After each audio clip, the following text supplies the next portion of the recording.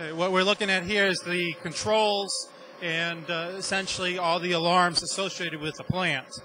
As the plant makes electricity is continually monitored, both for high water, low water events, and just be able to discharge this electricity back out to the general grid.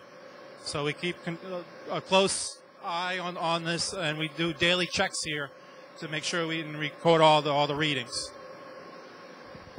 Now, obviously, you're monitoring electrical parameters, output, so forth and so on. Do you have the capability of monitoring water levels and the heights and so forth?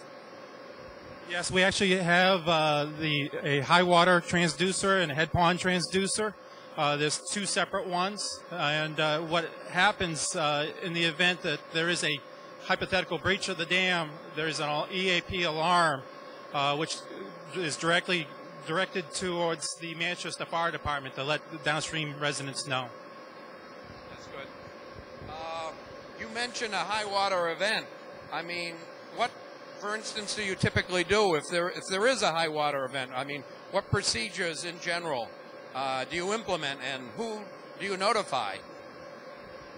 We have what they call an emergency action plan. An emergency action plan has different categories. You just mentioned a high water event, in which was just occurred last April, in which we ended up notifying the Manchester authorities. We notify the New Hampshire DES and the Federal Energy Regulatory Commission during those high water events. And we just keep an eye on the situation to see if anything is developing. There's other levels on the emergency action plan if there is a potential failure of any of the structures that are water retaining structures. But for the most part, that has never been activated. We're now outside and we're talking with John, and he's got some very nice pictures here, and these can be used to describe how the dam functions, what it looks like, some of the technical details, the features. So, John, why don't you describe for us the technical aspects of how the dam functions? Actually, I'm going to start by describing everything that in the way that the river flows, everything going downstream. So everything on the right bank is as you're facing downstream.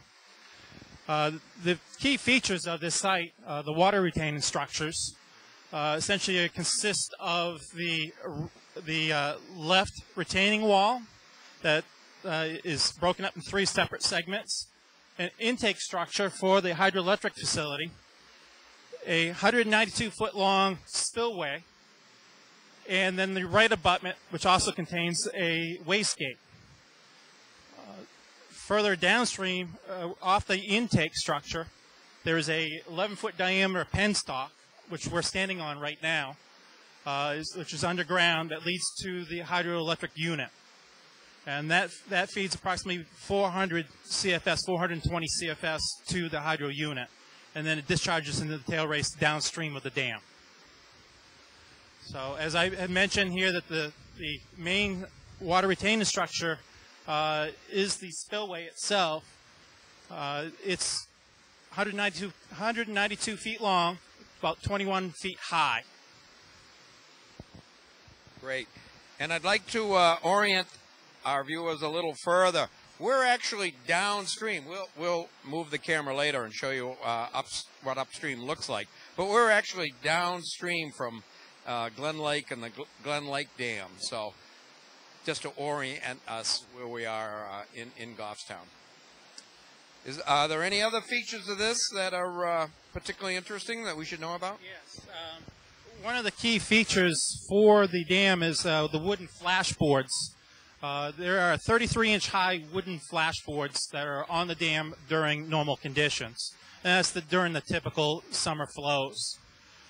Those particular wooden flashboards fail with 1.5 to 2 feet of water over the top of them due to the water pressure against them. And what that does is relieves some of the headwater elevations and to minimize the amount of impacts upstream. We'll move the camera and show you some of that. And as I'm looking now, I notice the those boards are missing. So theoretically, if they were in place, the water level would be 32 inches higher. Could you share some of the history of the dam and when it came about and what it looked like? Let me pan back here. I got some pictures.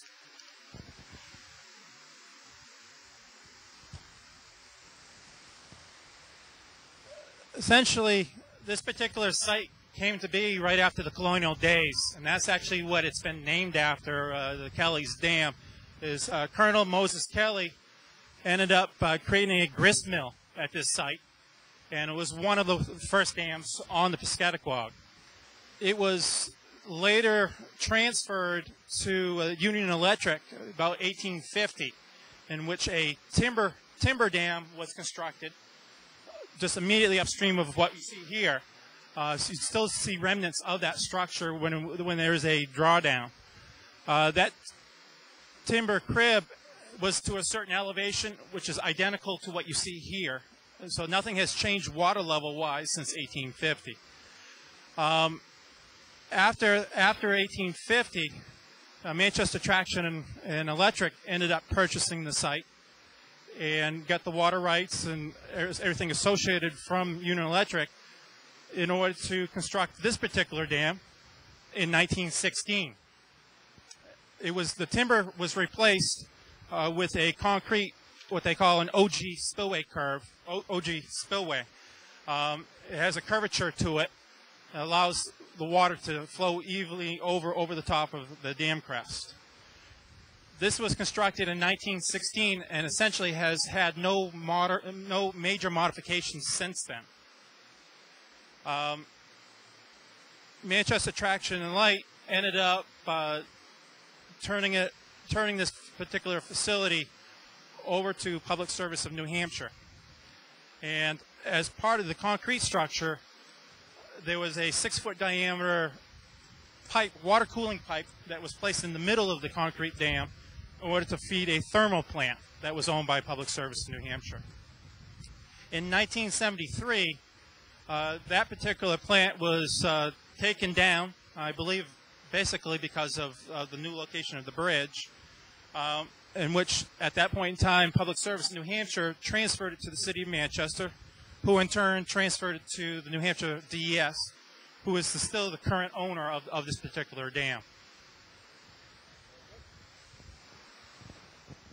Thanks for sharing that, John. Why don't we actually move over and take a look at the dam, and maybe you can actually point out and we can physically see exactly what we're talking about.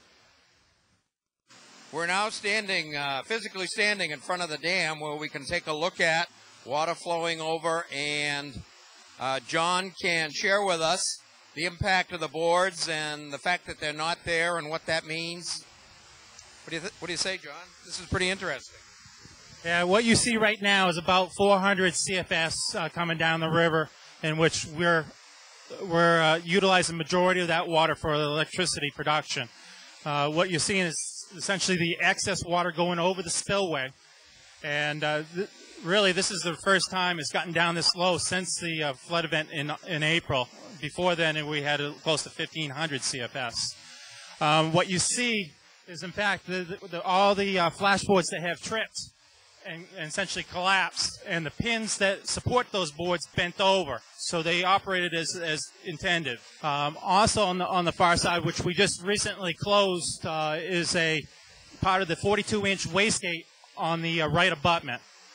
During the flood event, we had that open, and actually since then, until just recently.